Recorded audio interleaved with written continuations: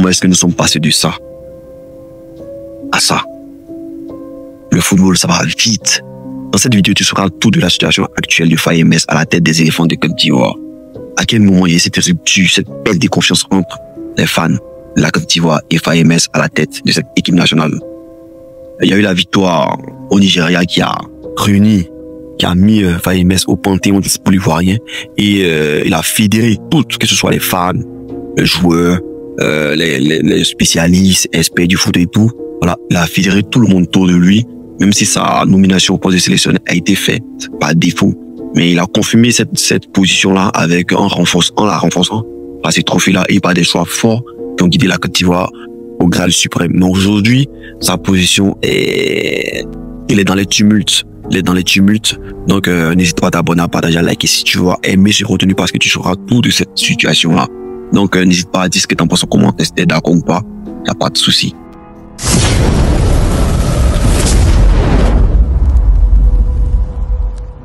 Voilà, donc déjà, il y a une première chose que je pense que le staff, c'est mon humble avis, que je pense que le staff a beaucoup négligé, c'est-à-dire l'invincibilité.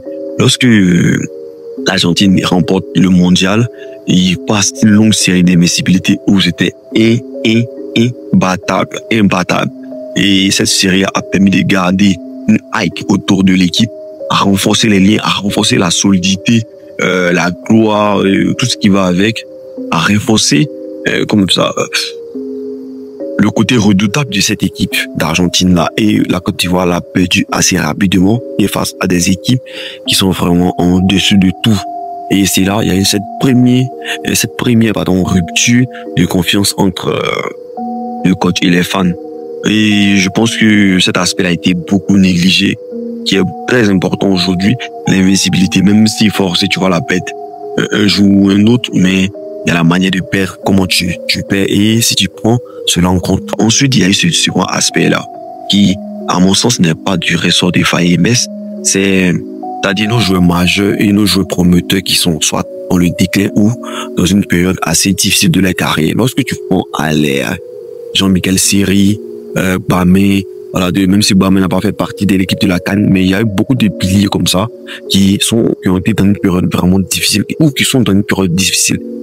Allez, cela est indépendant de sa volonté, il y a ce problème de santé et cette forte concurrence à Dortmund qui l'a empêché vraiment de se développer en tant que joueur, de se construire en tant que joueur confirmé, affirmé et de pouvoir être indiscutable à son poste. Je sais pas si vous voyez un peu aussi Jean-Michel Seri qui a été pour moi le choix le plus judicieux de la carrière des FAMS. C'est pourquoi on a rapporté la CAN, c'était de le mettre devant la défense. Et aujourd'hui, Jean-Michel Seri n'a plus sur la pente descendante, c'est-à-dire plus le déclin que voilà. Donc aussi ça joue sur le système mis en place par FAMS qui utilise Jean-Michel Seri comme un point clé de sa tactique en fait. Si pour tous ceux qui observent le football, lorsqu'il décide d'enlever Sangaré et décide de mettre Jean-Michel Seri seul devant la défense avec pour soutien Franck Kessié et Seko Fofana, la Côte d'Ivoire devient monstrueuse.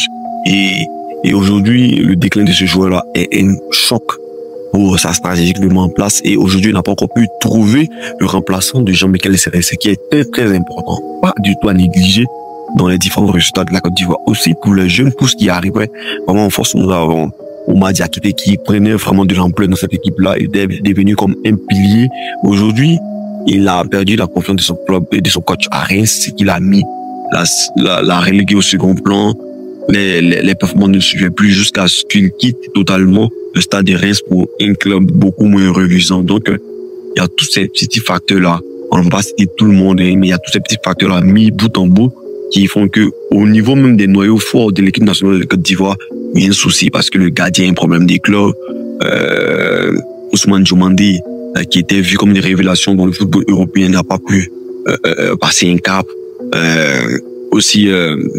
Voilà, donc il y a plein de petits soucis comme ça au niveau même de l'effectif par rapport à la carrière personnelle des joueurs qui n'a pas pu évoluer comme on le pensait, comme on le présentait et tout. Donc c'est qu'il y a un impact forcément sur la manière de se comporter de l'équipe. Donc tout ne revient pas à FAMS en fait.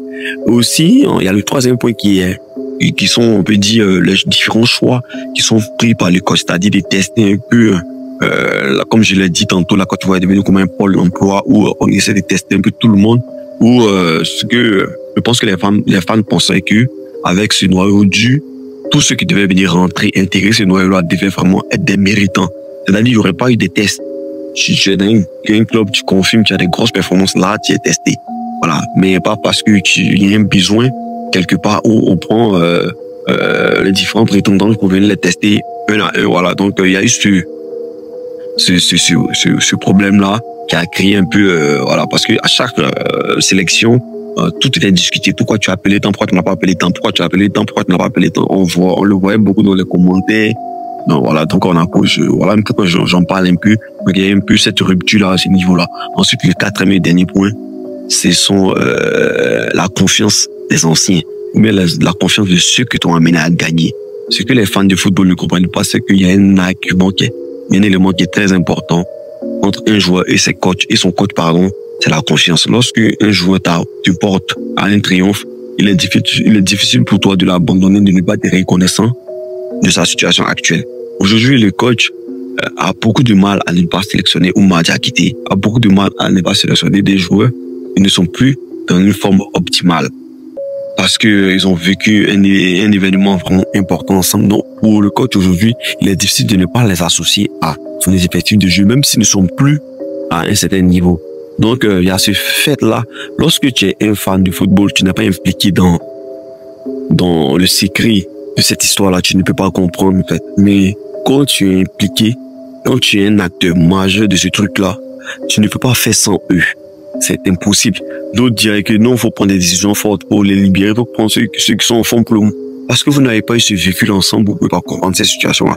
Donc aujourd'hui, c'est un élément qui est beaucoup négligé, qui n'est pas pris en compte, mais qui est très très important dans la relation qu'a un coach à ses joueurs. Parce que cette confiance-là, lorsqu'elle est rompue, lorsque le joueur commence à être au firmament, commence à se relever de cette situation difficile, la confiance a été rompue entre toi et le joueur, mais tu as gardé la confiance des fans qui vont t'abandonner un jour ou un autre. Parce que, Faye Imess, quoi qu'on le dise, ne sera pas le coach à vie de la Côte d'Ivoire. Il faudra qu'un jour passe à autre chose. Mais cette confiance, lorsqu'on est rompu avec un joueur, c'est une relation privée, c'est une relation privilégiée entre toi et un joueur, entre deux personnes, parce qu'au-delà d'être un coach et être un joueur, sont des amis, voilà, ils partagent des choses ensemble et tout. Donc, il est difficile de rompre ce lien-là. Donc, à Faye Imess de trouver le juste milieu entre ce truc-là, en fait. Entre garder la confiance de ces joueurs, mais ne pas les sélectionner à un certain temps, les faire revenir dans certains temps pour les aider.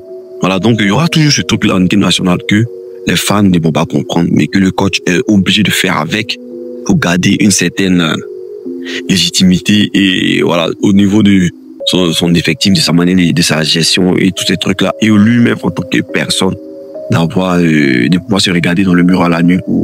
Voilà. Mais est-ce que Faye est aujourd'hui en danger? Pour moi, c'est trop tôt pour le dire parce que mine de rien, les résultats de la Côte d'Ivoire ne sont pas aussi mauvais qu'on le dit, comme on semble le constater.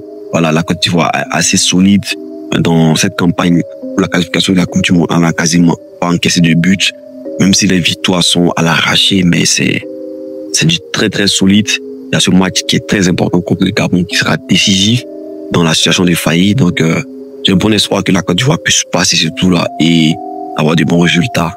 Si elle perd, franchement, je pense que Faye sera beaucoup fragilisé. Si la Côte d'Ivoire se qualifie pas pour la Coupe du Monde, je pense qu'il va perdre son poste.